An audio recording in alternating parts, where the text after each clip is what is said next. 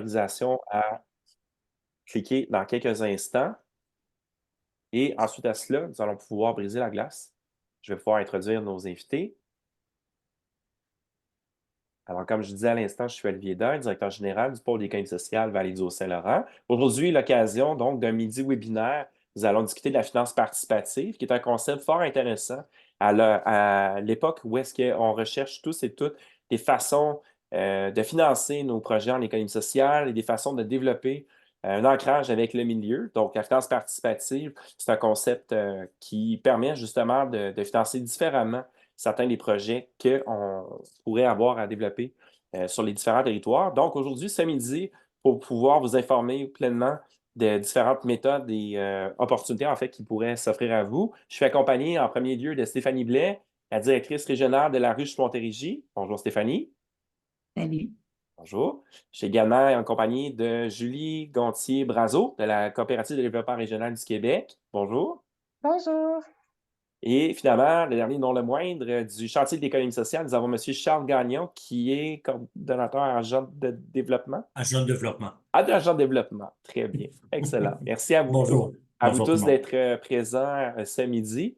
Alors, pour les participants qui sont en ligne, vous pourrez en tout temps poser des questions. À la fin, nous allons prévu donc une période de questions. Nous allons avoir 3 présentations d'environ 10 à 15 minutes. D'abord, pour vous offrir des façons donc de réfléchir différemment le financement de projet.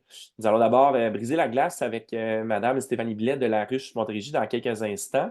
Mais avant tout cela, simplement vous informer que cette information, cette présentation-ci est enregistrée et s'il y a des documents et des liens utiles, nous allons vous renvoyer le tout par courriel à la fin de la journée, dès que la présentation sera disponible.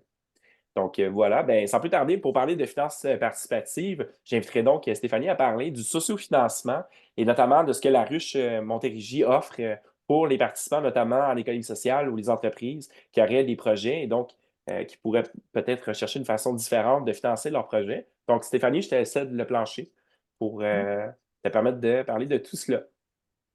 Merci, Olivier. Euh, donc, Stéphanie Blais, directrice de la Ruche Montérégie. Je sais que là, c'est filmé, donc vous n'avez peut-être pas envie de vous montrer, mais n'hésitez pas à réagir, au pire, avec des pouces en l'air ou à vous présenter. Moi, ça m'aide beaucoup. J'aime ça, là, quand on peut interagir, c'est beaucoup plus dynamique. Donc, Naomi, je me fie sur ton visage, ton expression pour savoir est-ce que c'est clair ou non. Ça va, merci. Fantastique. Écoutez, le sociofinancement, c'est quelque chose qui gagne à être connu, que les gens ne connaissent pas tout à fait. Qu'est-ce que c'est? Puis là, je fais ça en accéléré, donc n'hésitez pas si vous voulez plus d'informations après, là, je serai toujours disponible. Alors, le concept, c'est d'aller collecter des fonds auprès de la population. Ceci dit, ce n'est pas une levée de fonds ou des dons qu'on va chercher. C'est vraiment des contributions, mais pour lesquelles on offre quelque chose en échange. Qui peut faire du sociofinancement? Honnêtement, n'importe qui. Que ce soit un individu, un regroupement de citoyens, bien sûr un OBNL ou une organisation à but lucratif, que ce soit là en démarrage, pré-démarrage, en croissance, à maturité, il n'y a pas d'enjeu, tout le monde peut faire campagne pour aussi tout type de projet. Donc, vous le voyez un petit peu ici, il n'y a pas de minimum, de maximum non plus là, de montant qu'on peut aller récolter. C'est à quel point on peut aller chercher de l'argent avec notre communauté qui va être le critère de base. Donc, on en a des 2000, des 250 000, là, il n'y a pas d'enjeu à ce niveau-là. Je propose d'aller vous montrer directement le site web pour que ce soit un peu plus interactif. Donc, sur le site web de la Ruche, on peut aller voir là, différentes campagnes qu'il y a en Montérégie, juste pour vous donner une idée là, des types de projets. Donc, on a autant des artistes que des entreprises, bien sûr, des Inc., des OBNL. Par exemple, le Saint-Laurent à vélo là, qui développe des véloroutes partout autour du Saint-Laurent, des innovations technologiques, des groupes sportifs, et on revient encore là, au BNL, artistes, innovations technologiques. On voit là que ça revient de manière assez équilibrée. Je vous montrerai un projet pour vous donner un exemple. Je ne sais pas si vous connaissez Gymno. Alors, Gymno, ça va être le meilleur exemple, je crois. Vous voyez sur une page de campagne, il y a toujours une petite vidéo qui explique c'est quoi le projet. une barre de progression. Dans ce cas-ci, c'est 20 000 qu'ils allaient chercher. Et Gymno, il offre des services pour les enfants, mais donc pour les parents, pour les enfants qui ont un retard neurodéveloppementaux. Et donc, le parent ne paye pas le plein prix du service parce que ça demande là, 2 ergothérapeutes par 2-3 enfants, et donc ce serait beaucoup trop cher. Ce qu'ils ont fait, description bien sûr, des fois on se demande, OK, mais qu'est-ce qu'on peut offrir concrètement à la population contre l'argent? Pourquoi pas là, encourager des jeunes qui participent à une course, acheter une conférence virtuelle, acheter un T-shirt aux couleurs de Gymno. Eux, ils ont été très forts aussi là, pour aller dans la communauté des restaurants, des boutiques, des salons de coiffure qui leur ont donné des cartes cadeaux destinées à la revente. La personne qui offre la carte cadeau, ben c'est génial. Marquina, ça lui fait de la publicité, c'est sur la page de campagne. Les gens qui achètent une carte cadeau, ben, ils vont aller au restaurant s'ils aiment ça. Peut-être que c'est des clients récurrents qui vont se créer. Pourquoi pas des commandites? Donc, tous les Clubs Richelieu, Club des Lions et tout ça ont contribué à la campagne directement comme parrain-marraine. Des jouets, des ateliers dans une chocolaterie, salon de coiffure, garage. Tu sais, je vous disais, ben, c'est quoi le lien entre un garage, des enfants? Ben, il n'y en a pas et c'est correct. Tu sais, tout le monde change ses pneus dans la vie. Ben, on espère. Donc, c'est juste pour vous donner une idée de tout ce qui peut être offert. Et ça, c'est un mince exemple de tout ce qui peut être offert là, dans une campagne de financement participatif. Ce qui fait la différence, parce que des plateformes, il y en a d'autres. Nous, en Montérégie, notre taux de réussite, là, il est plus proche de 85 %. Et je crois vraiment que c'est parce qu'on offre un accompagnement là, du début à la fin. Donc, dès le début, on regarde avec vous, est-ce que votre objectif, il est réaliste? Est-ce qu'on va brainstormer des offres avec vous? On regarde le plan de communication, c'est qui la clientèle cible, qu'est-ce qu'on peut leur offrir, etc., etc. Parce qu'il faut savoir que si vous n'atteignez pas votre objectif, vous ne recevez rien. Et c'est pour ça qu'une campagne, ça dure maximum 90 jours, parce que c'est le temps maximal qu'un montant peut être réservé sur une carte de crédit. Et donc, si jamais on ne la réussit pas, ben, il ne se passe rien, tout simplement. Donc, personne n'a été débité, vous ne devez rien à personne. Donc, il n'y a plus là, cet engagement-là de protection du consommateur. Une autre de nos grandes forces, c'est le financement additionnel. Donc, c'est une exclusivité de la ruche. On a des partenaires là, qui viennent bonifier les campagnes si ça répond à certains critères. Donc, dans ce cas-ci, Gymno, ça avait un impact sur les jeunes. Leur campagne, là, elle a été doublée par Desjardins. Donc, ils ont reçu un 20 000 de subvention de plus et un 2 000 du pôle aglo de Longueuil. Je vous montre là, très brièvement les types de financement additionnels qu'on a, parce que ça, ce sont des subventions. Donc, il n'y a pas de taux d'intérêt d'argent à rembourser. Donc, c'est génial quand on fait une campagne, la population embarque, la communauté, on rassemble les gens autour d'un projet et en plus, on vient bonifier notre montant. Donc, si vous avez un projet qui a un impact sur les jeunes de 15 à 29 ans, on peut venir doubler jusqu'à hauteur de 100 000 votre objectif de campagne. Le fonds moins c'est plus, ça c'est quand il y a c'est un fonds avec Recycle Québec. Donc, quand on vise la réduction des déchets à la source, le réemploi des matières, là, on vient doubler jusqu'à hauteur de 50 000 $. Puis là, je dis les plus gros chiffres, mais ça pourrait être une campagne là, de 5 000 il y a des campagnes de 500 $. À ce moment-là, il n'y a peut-être pas un financement additionnel, mais bref, il y a vraiment là tous les montants possibles. La mesure implication pour les organismes en loisirs et en sport, quand c'est un projet qui a un impact sur les bénévoles, donc est-ce que c'est pour financer des formations, des déplacements, un gros party à la fin de l'année pour les remercier, on vient quadrupler l'objectif de campagne. On a un fonds, bien sûr, avec l'effet coop, avec la CDRQ, donc le fonds effet coop, où est-ce qu'on vient bonifier le 10 % de l'objectif de campagne jusqu'à un maximum de 2 000 $. Le fonds empreinte positive là, pour stimuler la mobilisation, la sensibilisation et l'éducation au développement, au développement durable, à la transition énergétique, plutôt. On a le fonds Horizon d'ici pour tout ce qui est tourisme collaboratif. Donc, tout ce qui est, on veut faire un parcours historique, un parcours culturel, faire la promotion du tourisme actif, durable, etc. Tout ça peut rentrer là-dedans. Le Fonds Accès Croissance, c'est un peu plus pour les Inc. Je crois que les OBNL, volets marchands pourraient participer, mais c'est vraiment des projets là, qui visent une grande croissance. Des organisations qui ont plus d'1 an. On vient doubler là, des campagnes de 50 à 250 000 $. Et on a plusieurs programmes régionaux aussi. Donc, si jamais vous avez un projet culturel artistique, dans ce cas-ci, en Montérégie, avec le Conseil des arts de Vaudreuil-Soulanges, il pourrait y avoir une bourse supplémentaire là, de 500 $ pour un projet qui se fait sur le territoire. Ou si vous êtes un organisme culturel artistique de ce territoire et que vous le faites ailleurs, les deux sont éligibles. En très, très, très rapide, c'était la ruche. Donc, bref, vous avez une idée, un projet à mettre en place, une idée à valider, vous voulez faire des tests là, de produits, de nouveaux produits, de nouveaux services, vous voulez voir si la communauté, elle est là.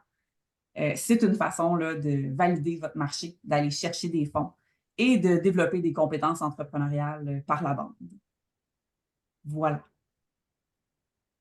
Merci infiniment, Stéphanie. Alors, comme vous avez pu voir, c'est une des façons d'aller solliciter justement l'appui du public, d'aller solliciter de l'engagement, si on veut, monétaire, financier, réel, concret auprès, dans le fond, de votre collectivité.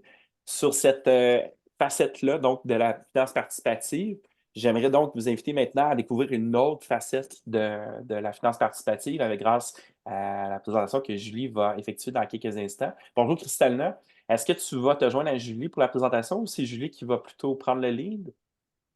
Je vais faire un petit bout. Ça va faire un petit bout? OK, parfait, excellent. Ben, je vais vous laisser, donc, mesdames, y aller de l'avant. Donc, 2 concepts qu'on va présenter en rafale. Donc, d'abord, tout ce qui est les obligations communautaires, le concept qui concerne davantage les organisations à but non lucratif et d'autre part, les parts privilégiées pour les coopératives.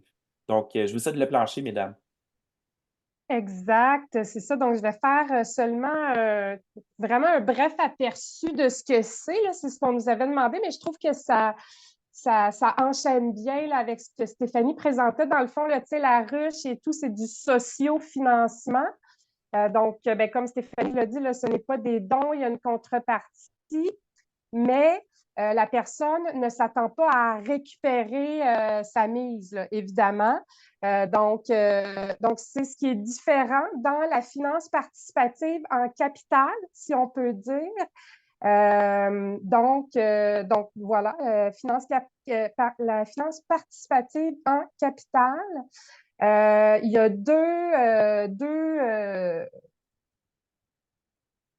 je cherche mes mots, deux produits, en tout cas, il y a des obligations communautaires qui peuvent être un outil de finance participative en capital et ainsi que les parts privilégiées. Donc, je vais vous donner de manière très sommaire là, qu'est-ce que c'est, quelles sont les différences. Et je crois que après moi, là, après nous, là, Charles va peut-être un peu plus rentrer dans l'ampli, là, quels sont les incitatifs, disons, là, pour pouvoir aller faire ces campagnes-là. Donc, des obligations communautaires. Bon, premièrement, c'est ça. Les obligations communautaires sont accessibles soit pour des OBNL, ça peut aussi être accessible pour des coopératives, mais uniquement pour des coopératives exploitées à des fins non lucratives. Parce que, dans le fond, là, les obligations communautaires, c'est quelque chose qui est disponible uniquement pour une forme juridique qui est à but non lucratif. Et les coopératives ne sont pas toutes à but non lucratif, donc c'est pour ça que ce ne sont pas toutes les coopératives qui pourraient l'utiliser. Tandis que les parts privilégiées, bien ça, les OBNL ne peuvent pas émettre de parts privilégiées. Ce n'est pas possible dans cette forme juridique-là. Les parts privilégiées, c'est uniquement pour les coopératives. La différence entre les deux, là, une obligation communautaire, c'est un titre de créance, donc un prêt, tandis qu'une part privilégiée, c'est un titre de propriété, une participation dans l'entreprise. Pour faire un parallèle, c'est plus comme des actions dans une Inc. Donc, c'est vraiment un titre de propriété. Des obligations communautaires en tant que telles, ça peut être émis à n'importe qui. Donc, tout le monde. L'important, c'est vraiment que l'OBNL là, se qualifie pour pouvoir le faire. Tandis que des parts privilégiées en tant que telles, ça, c'est accessible uniquement pour les membres. Donc, une coopérative peut émettre des parts privilégiées uniquement à ses propres membres. Et dans les deux cas, OK, parce que c'est considéré comme un investissement, OK, la finance participative en capital, donc que ce soit une obligation communautaire ou une part privilégiée, c'est considéré comme un investissement. Donc, il y a l'autorité des marchés financiers que tout le monde a entendu parler de l'AMF un jour ou l'autre. Donc, l'AMF est en charge de superviser tout ça, évidemment, de réglementer tout ça. Et donc, ça s'applique aussi aux OBNL et aux coopératives. La loi prévoit des dispenses. Donc, la loi sur l'AMF prévoit que si on respecte tous les critères que la loi prévoit, on n'est pas obligé de se plier à toutes les exigences de l'AMF pour émettre, que ce soit des obligations communautaires ou des parts privilégiées. Mais bien sûr, il faut s'assurer de respecter très, très, très rigoureusement les critères parce que l'AMF, c'est quand même... c'est un organisme de protection du public. Et c'est ça. S'ils ont des plaintes par rapport, si les gens, par exemple, ont perdu leur investissement, donc ce ne sont pas des investissements qui sont garantis ou quoi que ce soit, mais il faut bien informer les investisseurs, les souscripteurs, etc., etc. Donc, c'est vraiment les principales distinctions. En tout cas, puis là, je ne veux pas trop rentrer dans ce qu'on fait au niveau de l'accompagnement, parce que je pense vraiment qu'on va se recouper, sinon, Charles et moi. Mais un document, en fait, là, ce qui est recommandé par le chantier, par nous, c'est que les coops ou les OBNL, les entreprises d'économie sociale qui veulent émettre soit des obligations communautaires ou des parts privilégiées, produisent, entre autres, un document d'information à leurs futurs investisseurs pour bien les informer, dans le fond, c'est pour informer les gens que ce n'est pas un placement qui est garanti, informer les gens un peu sur la situation financière de l'entreprise, etc., etc. Et donc, voilà, sinon, nous, à la CDRQ, là, on est dans disons, tout cet écosystème de finances participatives. On fait l'accompagnement, justement, là, pour les campagnes de finances participatives en capital, obligations ou parts, justement là, pour que ces émissions-là se fassent idéalement sans recevoir d'appel de l'AMF 2-3 ans plus tard, parce que c'est ça notre but. Et puis, ben voilà, là, notre porte d'entrée, là, c'est... je laisse la parole à Kristalina qui s'est jointe à nous, qui est votre directrice régionale, et voilà. Fait que dans le fond, bonjour tout le monde. Merci, Julie. À la CDRQ, dans le fond, on est une organisation là, de 38 personnes au travers le Québec qui supporte l'accompagnement, le démarrage, la croissance des entreprises d'économie sociale. On a des directions régionales qui s'occupent pour la plupart de 2 régions. Pour votre région, c'est moi qui s'occupe de la Montérégie et de l'Estrie. On est, dans le fond, nous, les directeurs régionaux, vos portes d'entrée là, pour tous vos besoins d'accompagnement. On fait de l'accompagnement, vous avez compris, en service juridique, là, mais on en fait aussi en management, en prévision financière, en financement, en transformation numérique et j'en passe. On est une petite équipe, mais une petite équipe diversifiée qui est là pour supporter. Dans le cas là, des projets amplis, évidemment, c'est de la porte d'entrée, ça va être le pôle. et nous, on va travailler ensemble dans le fond pour voir, pour vous qualifier, pour voir si votre projet là, il est suffisamment mature là, pour être rendu là, à du financement. Voilà, merci. Merci. Puis j'ajouterais peut-être juste une information complémentaire à tout ce que vous dites. Effectivement, la CDRQ est là pour vous aider quand vient vraiment le moment de justement structurer tout ce qui est les missions techniques. Les pôles d'économie sociale, on travaille avec les MRC sur le territoire aussi. Donc, en termes de porte Oui, d'entrée, n'hésitez pas à parler avec la MRC, le pôle sur le terrain déjà en amont pour voir un peu le projet, puis regarder puis observer un peu aussi c'est quoi les différentes comment dire, facettes de votre projet. Parce qu'il peut y avoir, oui, la finance participative qui peut être comment dire, un cheval de financement, mais il peut y avoir aussi les autres fonds disponibles en économie sociale selon quelle est la nature du projet en question que vous souhaitez déployer. Donc voilà, mais ça pour vous montrer en fait qu'il y a une complémentarité de services qui s'organisent en fait pour ces absolument. options-là. Oui, oui. Donc, ben, merci mesdames, merci beaucoup. Alors, pour ben, conclure un peu sur tout ceci, donc pour la dernière partie, en fait, donc je vais céder le plancher à Charles du chantier d'économie sociale qui va vous parler davantage du fonds L'ampli et de toutes certaines facettes et dont une offre en ce moment qui permet de bonifier en fait vos campagnes. Alors, j'en dis pas plus, je te laisse aller, Charles. Parfait. Là, j'ai déplacé sur mes deux écrans. Fait que vous êtes de ce côté-là. Je vais me tourner vers ma caméra. Fait que ça fait un bout de temps là, qu'on se préoccupe du financement participatif en capital, puis qu'on cherche des moyens pour inciter, puis que ça soit plus utilisé, plus et mieux en fait. Fait que, au chantier de l'économie sociale, notre préoccupation était justement, on savait que les parts, les coops accompagnés par la CDRQ émettaient des parts depuis déjà des décennies. Mais les obligations communautaires, c'est plus récent comme façon de faire, surtout d'être utilisé à grande échelle.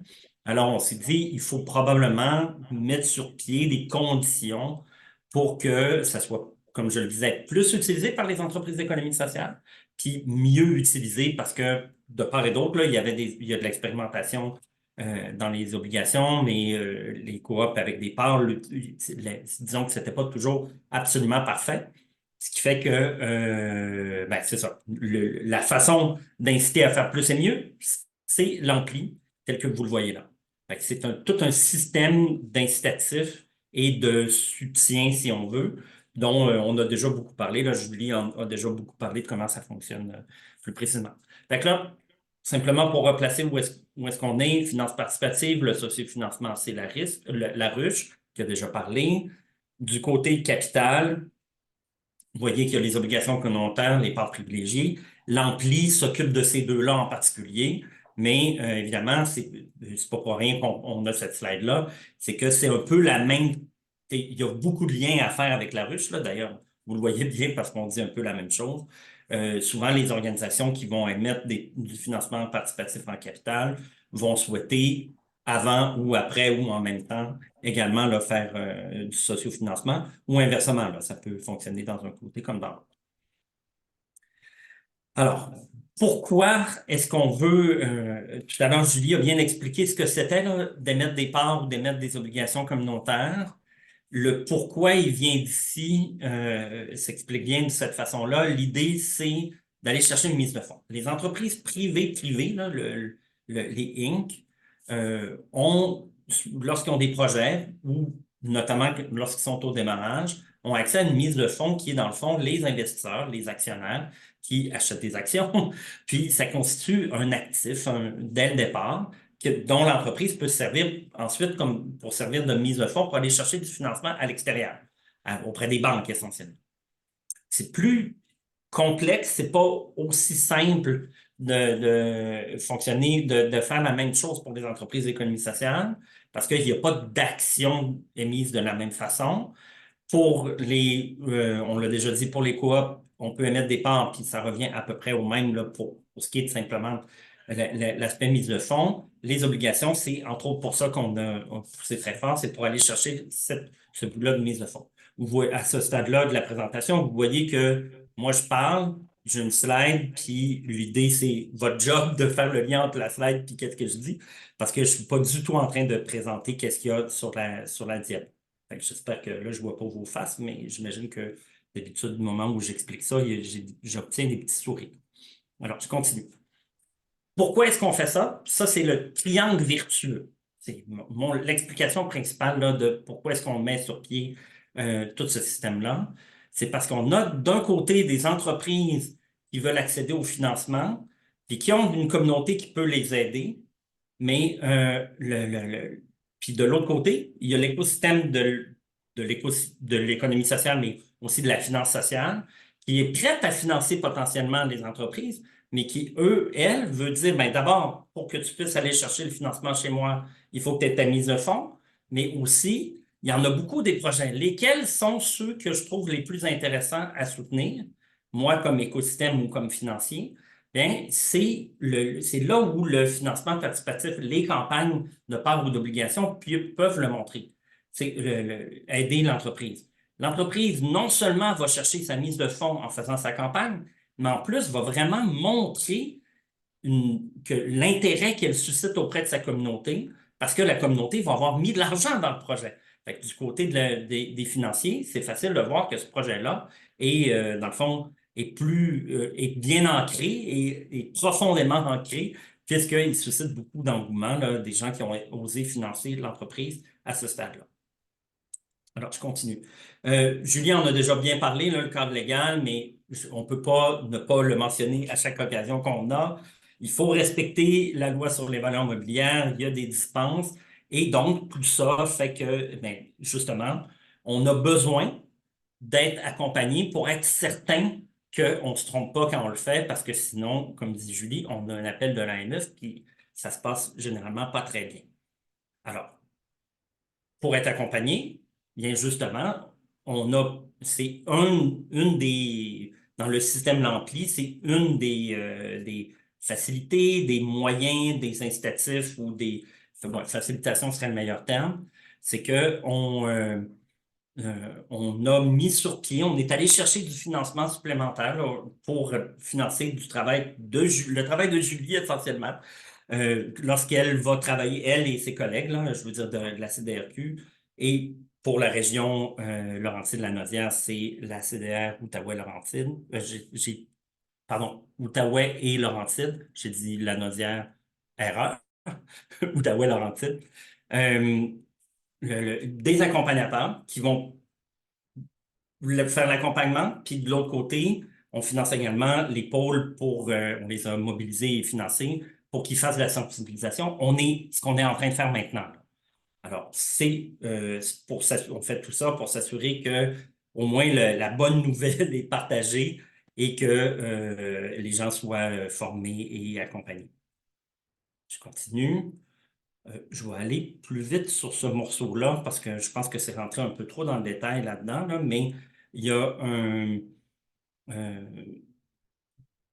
ce qui est important, là, c'est qu'avant l'émission, il y a toute une réflexion puis un accompagnement à aller chercher, puis il y a plusieurs étapes. Je vais vous passer un peu là-dessus. Là. Je vais essayer de sauver du temps pour garder du temps pour la question, mais vous voyez qu'il y a certaines étapes pour vous amener surtout à ces éléments-là qui sont, disons, des faits saillants.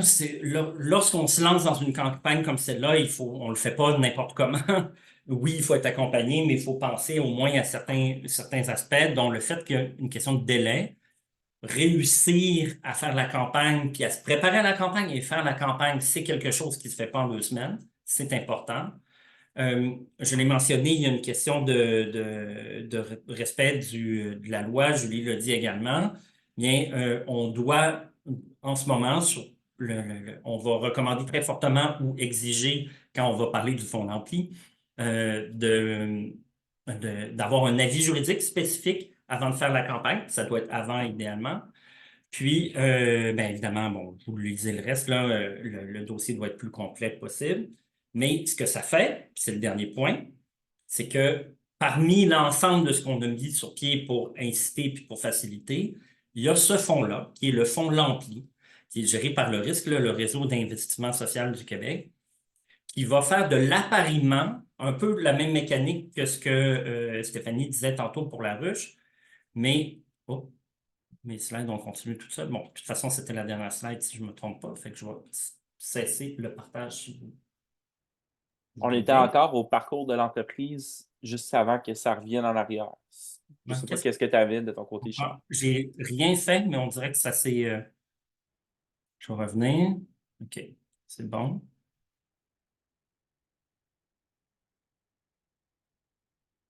C'est drôle, ça a bougé. OK, bon. On est revenu à cette slide-là. Bon. Ah, OK. On est revenu à cette slide-là pour dire qu'il y avait le fonds Lampli.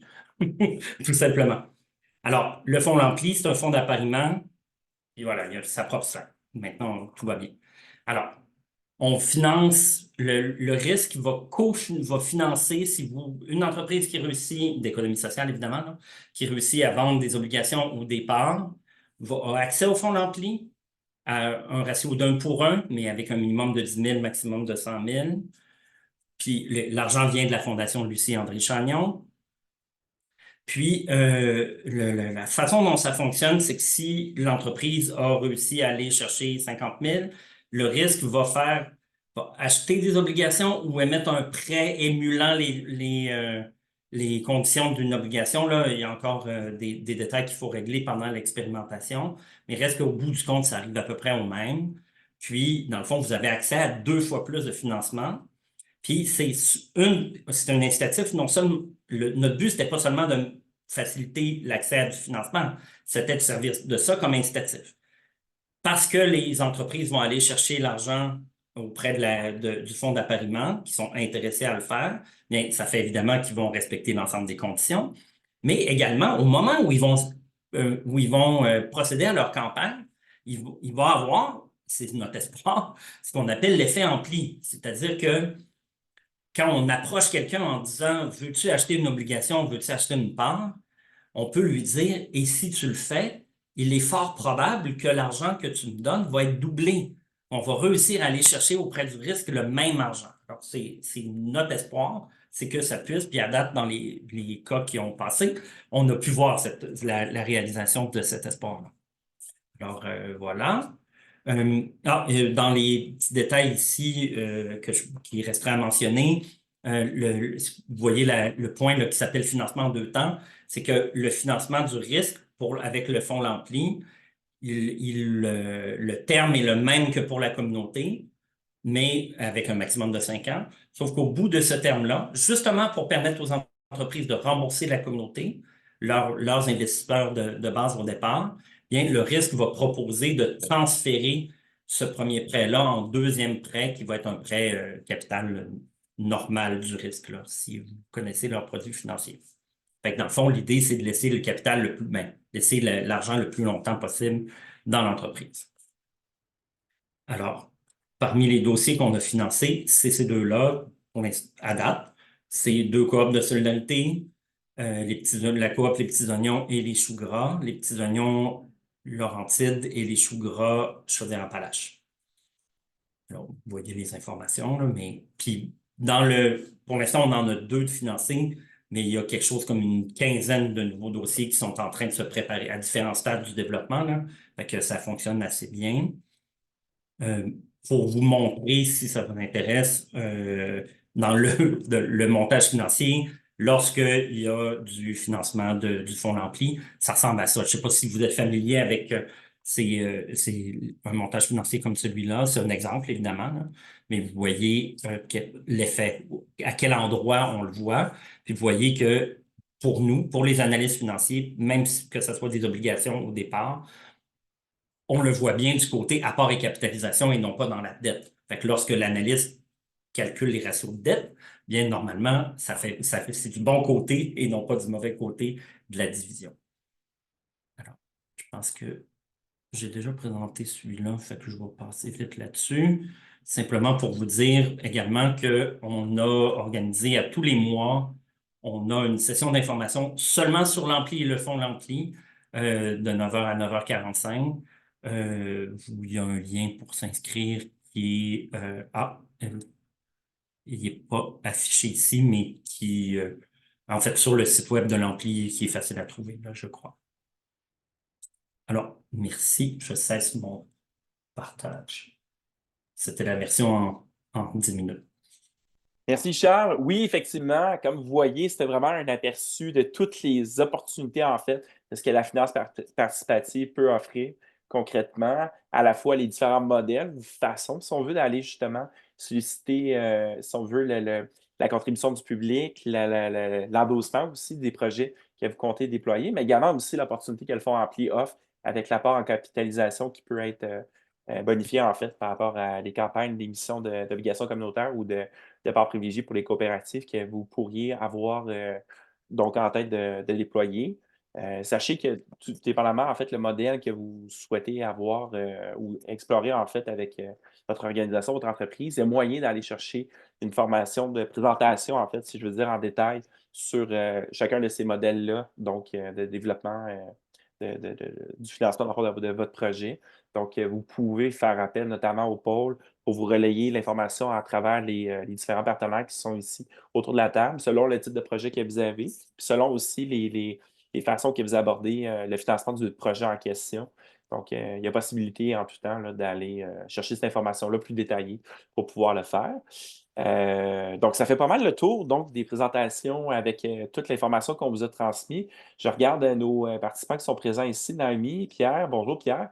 Je ne sais pas si vous aviez des questions, en fait, pour nos panélistes, pour les personnes qui ont présenté aujourd'hui. Je ne sais pas s'il y avait des choses plus précises sur lesquelles vous auriez souhaité peut-être revenir. Juste un petit moment pour réfléchir.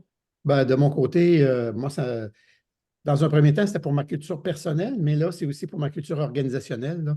Je pense que c'est très intéressant. Puis ce que je retiens, je comprends que c'est des présentations rapides, là, puis, mais ce que je retiens, c'est qu'à tous les niveaux, il y a de l'accompagnement pour nous aider ou pour les entreprises, parce que nous, ici, avec le secteur, avec le développement communautaire, développement économique, bon, donc, il y a peut-être des références, il y a peut-être des maillages qu'on peut faire aussi avec les différents modèles qui nous sont présentés. Alors, moi je trouve ça très, très intéressant. Puis, je pense que je considère ça comme le début de quelque chose ou la continuité, dépendamment, là. Mais non, continuez votre excellent travail. C'est fort pertinent et très intéressant. Merci. De mon côté aussi, là, c'était vraiment plus pour ma culture générale, avoir vraiment plus d'informations.